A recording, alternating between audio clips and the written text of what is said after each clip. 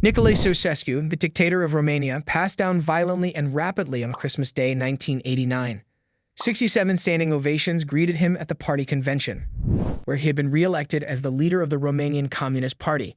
However, he was forced to evacuate by helicopter due to a popular uprising in Bucharest. After an hour-long trial, he was arrested in the countryside outside of the capital and, along with his wife, Elena Petrescu, was shot. This signaled the end of a 30-year dictatorship characterized by megalomania over the most impoverished and backward nation in the Soviet Union. For decades, Ceausescu's vast and unscrupulous security system, nepotism, and extreme cult of personality guaranteed his dominance over Romania, earning him comparisons to the Kim dynasty in North Korea. Despite this, the West, which had long regarded him as one of the few good communists, praised and honored him for his dishonest foreign policy, which was frequently disassociated from that of the Soviet Union. Ceausescu, born in 1918, was a member of the illegal Romanian Communist Party and worked as an apprentice in a shoemaker's shop. He was listed as a dangerous agitator in a dossier by secret police, leading to years of imprisonment and strict discipline in a camp used as a labor camp for communist inmates. Ceausescu often took on the role of executioner during these trials. After the Soviet army brought communist rule to Romania at the end of the war, Romania's position as a producer of raw resources for agriculture and mining was low within the Soviet bloc. The Romanian communists were hated by Russian officials, who saw them as a tiny, ineffectual organization. Ceausescu and Gheorghe centered their power consolidation efforts on nationalism and anti-Semitism, two themes that have historically bolstered dictatorship in the Balkans. The Romanian regime's persistent criticism and detachment from the Soviet Union was another distinctive aspect. Ceausescu broke the Soviet Union's embargo on allies in 1967 when he acknowledged West Germany as an ally of the West. Romania became the first communist nation to host a state visit in 1969, and American Vice President George H.W. Bush described Ceausescu as one of the good communists of Europe in 1983. Romania aimed to protect itself from international criticism directed at the Soviet Union and other Eastern Bloc countries by maintaining strong relations with them. But these relationships also had real-world effects, since they allowed the nation to trade with the U.S. and the developing European community. Romania, already one of the poorest nations in Eastern Europe, was further weakened by actions such as the destruction of half of its villages and the consolidation of peasantry into agricultural towns. Ceausescu's vision of consolidating the peasantry into 500 agricultural towns would have likely resulted in millions of deaths.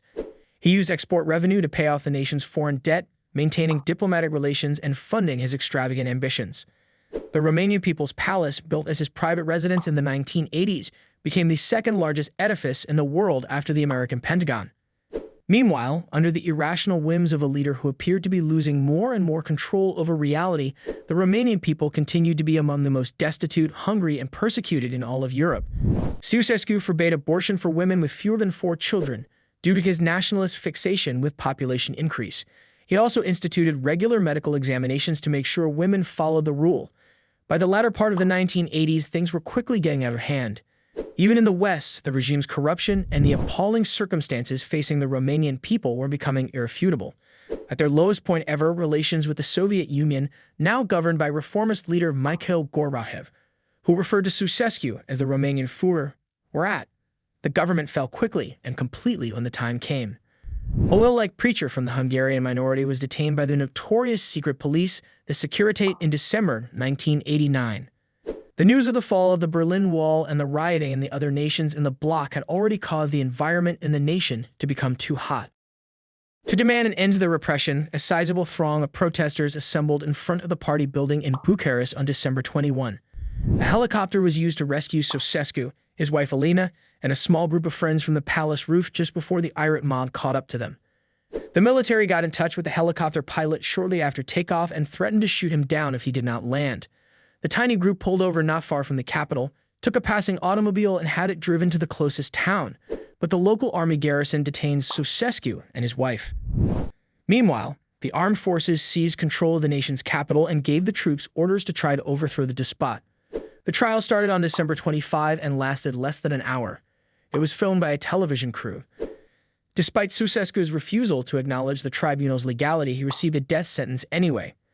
Thank you for watching and diving deep into history with us today. If Nicolae Ceausescu's story has intrigued, shocked, or enlightened you, we'd love to hear your thoughts. Drop a comment below to share your reflections. Don't forget to give this video a thumbs up if you found it informative and hit that subscribe button to join our community of curious minds. Share this video with friends or anyone passionate about uncovering the layers of our past. Your support helps us bring more fascinating tales from the annals of history to light.